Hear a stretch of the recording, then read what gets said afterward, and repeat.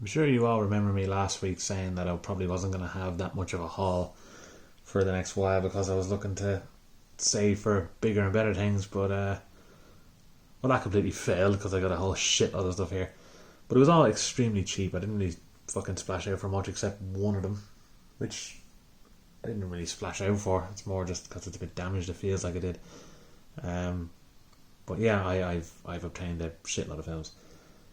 I still do have those other ones lined up for next month, so I do intend to do some more videos that aren't basically me just talking about the shit I just bought. More so, like I was even thinking recently, I want to do one about box sets, one about TV series and stuff I have, so I have a few ideas in the pipeline. But I'll start off with all the shit that I got, so I don't know where to even start. A lot of these are Warner Brothers, by the way, because they seem to be going fairly cheap on sale. But I'm going to start with one that was a bit of a surprise because I had forgotten about it altogether. I remember hearing about it years ago, mostly because Joel Silver, oh no, not Joel Silver, what's his fucking name? Joel Schumacher, Jesus. That he had made this, and I wanted to see what kind of horror films he'd do in his later years. And this popped up on Amazon for, I think it was £1.80 or something like that, so I fucking snapped it up. Particularly when I saw that both Henry Cavill and Michael Fassbender were the leads in it, so I was big time sold. And that film is Blood Creek, which, if you remember these Sony Entertainment Blu-rays, they used to actually have a small blue border around the inside of the box too, which I fucking hated. And I'm not huge on this poster. There's a normal one that's just the back of his head. It's like they just threw Henry Cavill on to add something else. And I really don't like that all this info, which would be at the back of an average poster, or sometimes it would be here, is on this part of the box. It looks wrong, I think. I prefer it when the poster is just a fucking poster. But there's your man Dominic Purcell.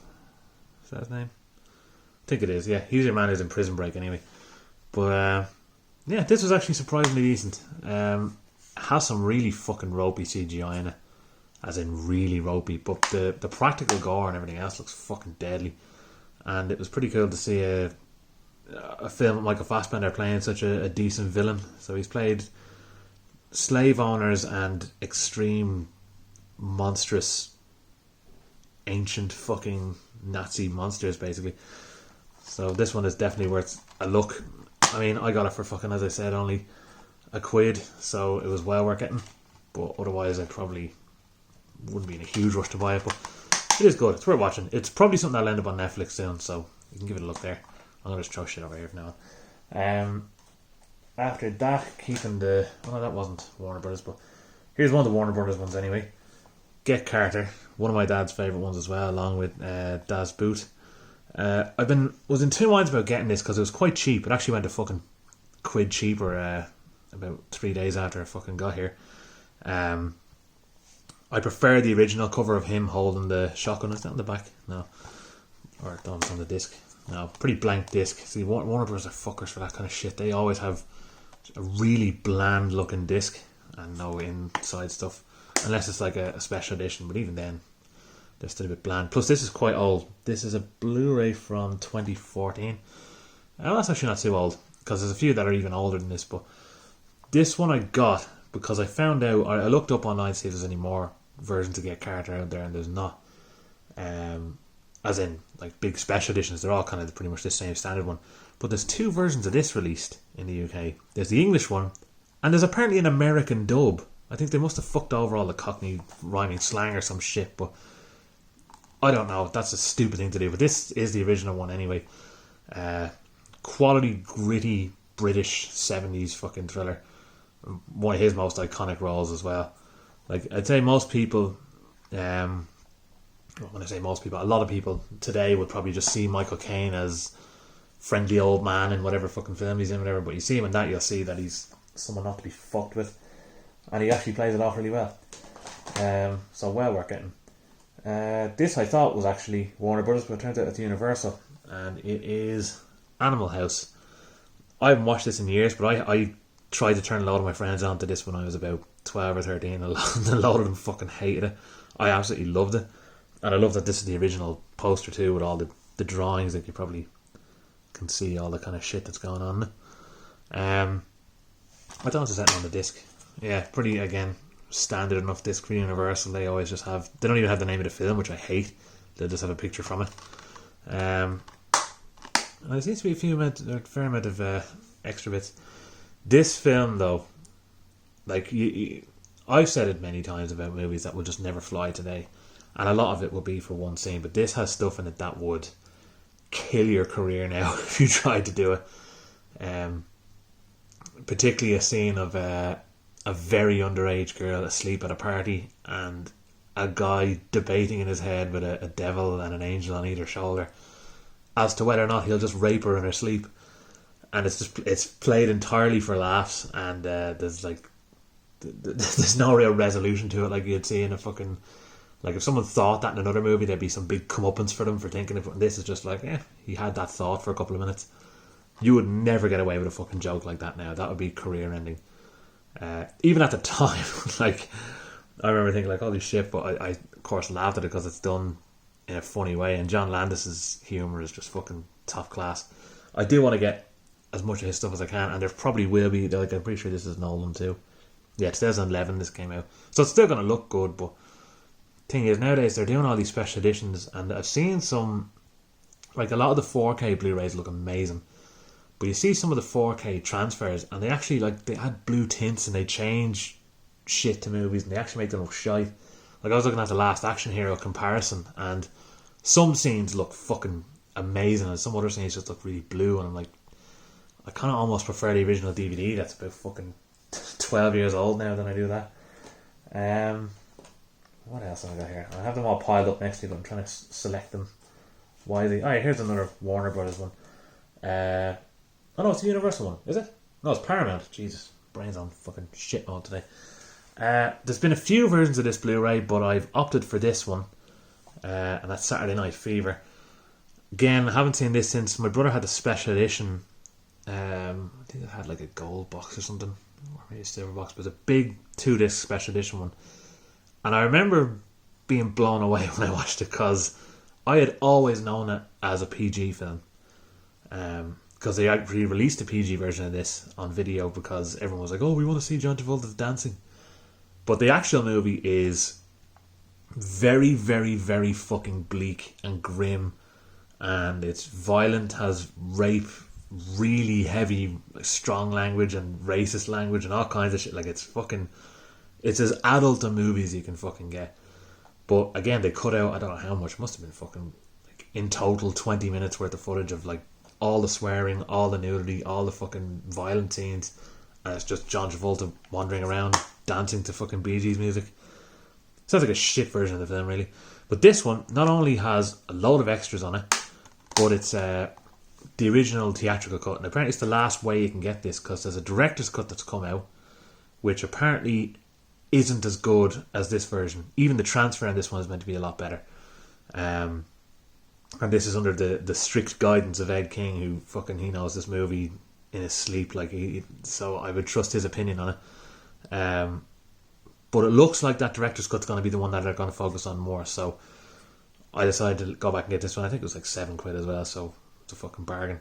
But I'm looking forward to watching it again, particularly because I'll be seeing Staying Alive, which was the sort of sequel. It's pretty much its own film as far as I know, that what's his name, Sylvester Stallone directed with John Travolta. It's meant to be entirely different, but it's the same guy, and because people weren't getting another bleak glimpse into nightlife for this fucking group of scaldy New Yorkers, people were disappointed with it, and it was a big flop. But it seems to be having a nice resurgence, so this is why you shouldn't go based on what people say. You should just watch it yourself and see, because there's a lot of gems out there that have probably been shat on that are actually fucking brilliant. Oh yeah, now this is a Warner Brothers one. That's what I was trying to fucking look at earlier.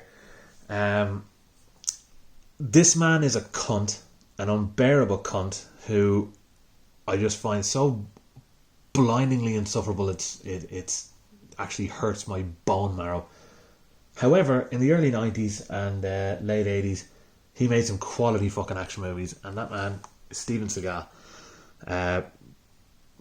I half regret buying this, because right afterwards there's a box set that has the two of these and Executive Decision, Nico, although I think it's called Above the Law over here, which I don't like. I prefer the Nico title. And or maybe that's the other way around, but it's Above the Law in the box anyway. And Hard to Kill, and that was going for like only like a few more quid than this. But I'm kind of glad I had the two of these anyway. I love the two of these films. And as I said, Steven Seagal, like for the first, I think it was his first 5 movies. So he did the two of these. I mean, if you were to list all his good ones, it'd be the two of these. Nico, I don't really like. There's some good bits in it, but it's not great. Hard to Kill is good fun. Out for Justice is deadly. It's seriously fucking bloody and brutal and gritty. And same with March for Death, which is absolutely savage. That's one of his best ones. Maybe his best one next to these. Then the Executive Decision was fun. On Deadly Ground, he directed, or I think he directed. He's behind it anyway, and it's the most pretentious shit. But there's some alright fights in it. And I haven't seen Exit Wounds since I was about fucking 10, or at least I only watched some of it because my brother had the video. And I don't really remember it, but apparently it's his last good film, so I'd be eager to watch that again. I think it's gone pretty cheap as well. But these two are absolutely deadly. These are quality, violent, really well done action movies. They both kind of wanted to be Die Hard. One's Die Hard on a boat, one's Die Hard on a train. But they both work pretty well. And again, it was good that Warner Brother actually printed the images, but for some reason they're black and white for both of them. Very strange. I don't know why. But both these films are deadly. I think this was £6, something like that. Which is good, but that, like I said, that box set has the other ones. I am very much leaning into making my own artwork for stuff now, because there's so much stuff I had that I don't like the artwork for. But the edition of the disc is perfect, so I'm actually going to just start doing custom covers, and I'm going to figure out what way the Vinegar Syndrome slipcovers are made, and I'm going to start doing my own versions for movies I like. And if I end up making a little collection of, say, 10 of them, I'll do a video here showing them off. Next is an Irish-made movie, but it's set in Canada, and that is I Am Not a Serial Killer. This film was fucking really, really good. I remember being really surprised with it. I hate this guy's name, though. The actor's name is Max Records. Awful fucking name. But I was mostly interested in the fact that Christopher Lloyd is in it, and he's a potential villain. And it's basically one of these fucking people next door movies that you're unsure of. Like, I've always liked those kind of ones. Like, you look at Fright Night and things like that, and The Burbs, where someone sees something unusual, no one believes them about it, and they're trying to figure out if it's true or not. And that's what this is like, and it's a really unusual, and like, it's kind of grimy and fucked up, but it's also kind of funny. Like, it's a decent thriller. Really liked it. I'm trying to think when it came out. That might have been 2015, 2016. So I would have saw it then. And I haven't seen it since, but this was going again for like £5, so I said I'd fucking pick that up. I remember seeing it when Head was open here for a while, which was a great fucking shop. They had everything, and it was cheap, but it was decent quality stuff. They had this for a tenner, and I never picked it up, and I'm partially glad now because I have it now cheaper, but I'm pretty sure I had a slipcover which I would have liked. But yeah, really, really good fucking thriller. I won't say it's exactly like nothing you've ever seen, but it's unique enough that you'll get something new out of it. I think that's all the ones I've seen. Oh no, I've got one last one that I was going to actually say to the end. But I'll do it now. It's a box set that I didn't realise existed in this format, because I had seen those small fat box sets, which I don't really like. But I saw this going for, I think it was a tenner, and I said I'll pick that up because I love the films. And I ended up getting this nice, relatively special edition, even though it feels a bit cheap. And that is Lethal Weapon. I absolutely love these films. Always have. Probably got some smudges on it though, which don't seem to be wiping off. But yeah, I wasn't expecting it to arrive in a much bigger box than this with 4 individual boxes in it, because they don't often do that anymore. And there's all this shit in the back, which they just say, typical shite, which means nothing. High def explosion and such. My brother was reading this the other day, and he was having a fucking conniption.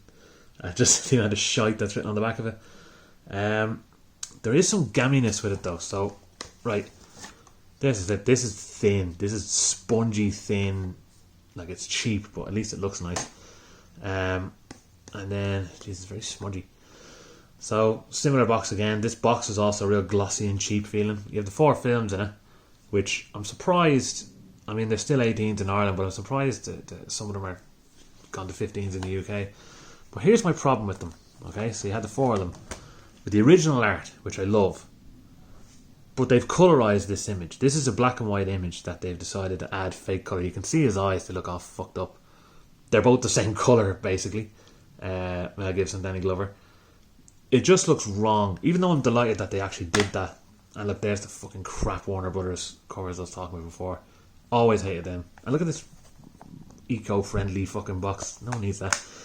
But yeah, they've colorized that. It looks gammy, but it is the original poster, so I am happy. And it's in a separate box, so it's hard to complain. Second film, original art as is. You can even see like the colour difference there, how fucked up it looks. I'm trying to get it without the gloss on it. Like, this is really gammy looking. I don't know why they've done it. But that's the original poster for this anyway. And again, similar bullshit with the disc and the box. Then the third one with Joe Pesci in it. And again, that's the original poster. I always remember that him on the video cover. Same bullshit there with the disc. But they all look fine. And then you come to this one. And this, while it's a bit of a better job, again is colorized. Because you can see by the eyes on Mel Gibson there, everyone just looks weird and everyone has overly blue eyes. But this image was originally red. It's almost like it's black and white and then turned red.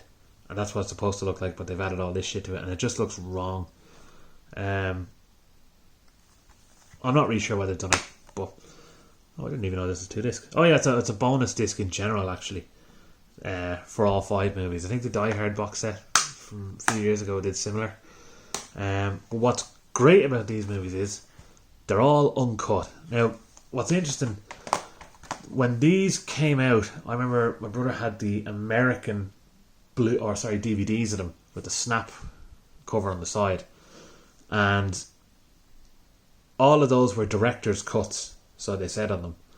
And I remember they're each about, I think that's about 10 minutes longer, that's maybe 5 minutes longer, that's only a couple of minutes, and there was nothing for the 4th one at that stage. There was, I think it might have been the trilogy he had before the 4th was out on DVD. But it turns out that that's actually not a real director's cut, because Richard Donner never approved any of these.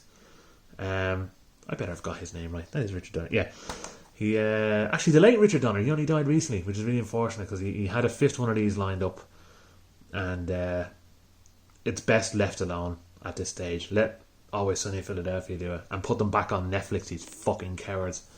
But what's interesting is the director's cuts that came out for these were not actually approved. You'll probably see on the back here that it has deleted scenes, because all 3 of these have deleted scenes. And what they did was they reinserted those deleted scenes, Warner Brothers themselves, and released them as a director's cut just to get bonus sales, because I think they had standard DVDs as well. But really no director's cut exists. It's basically just a tampered final product with the deleted scenes thrown in. Now, the deleted scenes are good, especially in the second film. There's some really good deleted scenes in that. But they're not actually the theatrical versions of the film, so they've obviously been restored back to their original theatrical versions, which I think is good. And I mean, it bothered me at first because, I mean, I got the DVD box set years ago of the 4 of them, and I had the director's cut and I loved it. But going back and watching them without those scenes was a bit odd, but at least the scenes are there on the disc, so I won't be without the scenes.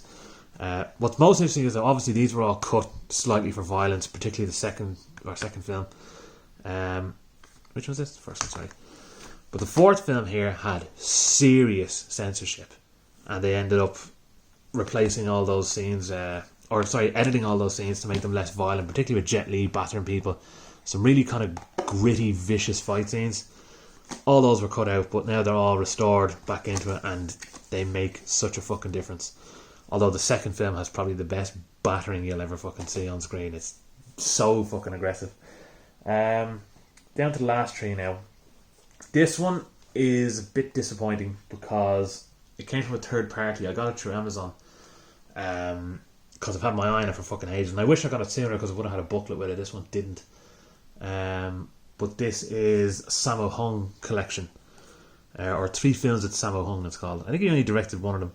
Actually, yeah, he directed Iron Fisted Monk. It was his debut film, and it's very different to what he usually does. Obviously, it still has the kind of quirky comedy, but some fucking violent rape scenes and really brutal beatdowns in it. Eastern Condors I haven't watched yet, but I'm dying to. Apparently, I feel like it'll be more in line with a more martial arts heavy version of Bullet in the Head, which is just one of the best fucking I don't know what you call it, action films out there, because John Woo is just deadly. Magnificent Butcher I've been warned about because there's a lot of wishy-washy shit in it, but I'm still looking forward to watching it. But the problem with it is, when this arrived, as you can see up there, that was a bit fucked up, and I was head wrecked. It looked worse because I straightened it out. It was actually, like, I won't do it now, but it was curved all the way in there.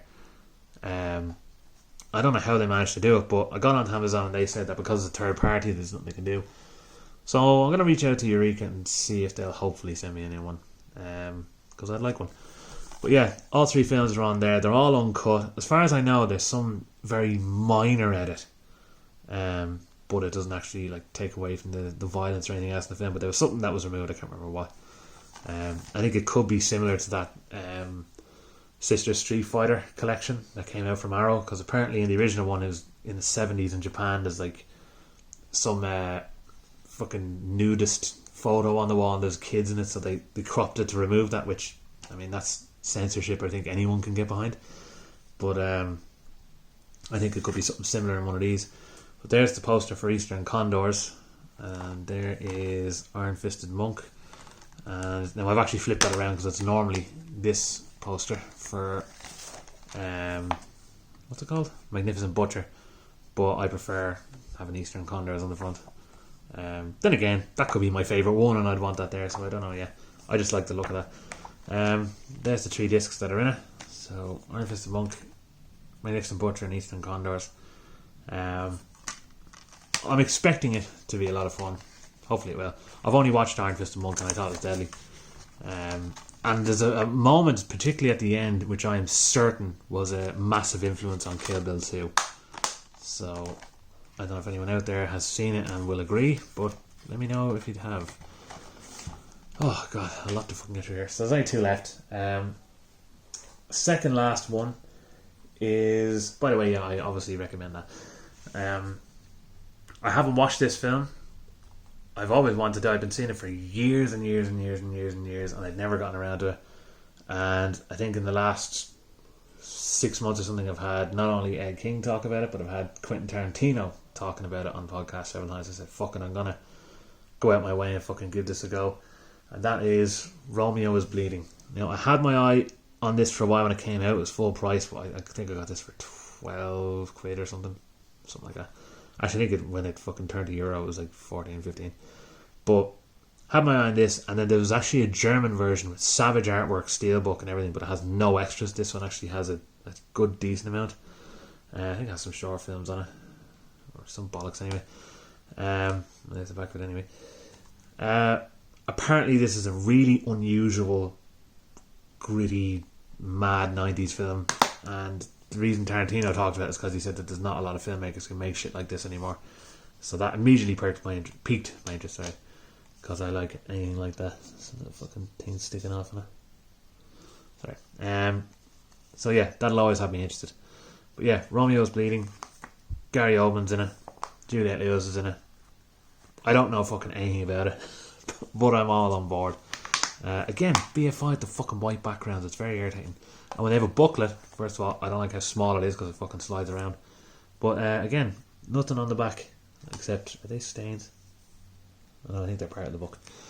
But yeah, it can be a bit bland. I mean, I like that they're doing this and they're doing good masters and stuff as well, but I wish they'd do a bit better with the kind of presentation. But yeah, looking forward to looking at that one. And finally, this is one that I'm still getting through the audiobook for, and once I do that, I'm going to watch the first movie, this, and then I'm going to see the new movie in the cinema, and that is Frank Herbert's Dune. This is the 3-part mini-series that was done. What channel was it done for? I don't actually remember. But won Emmys anyway for the special effects, and apparently it's a very faithful adaptation of the book, although in being a faithful adaptation to the book is probably quite boring for some people. Whereas I'd say this new movie with or that Denis Villeneuve is doing is probably going to be very faithful too, but it's going to be really exciting. Whereas this, I think, is very dialogue heavy, even though it's got the special effects and whatever else. And this is the official miniseries as well, because there was a Children of Dune miniseries with what's his name, James McAvoy as well. And it's a direct sequel to this one. And there's William Hurt, and he's the only name I actually recognise. But yeah, apparently this is supposed to be very good.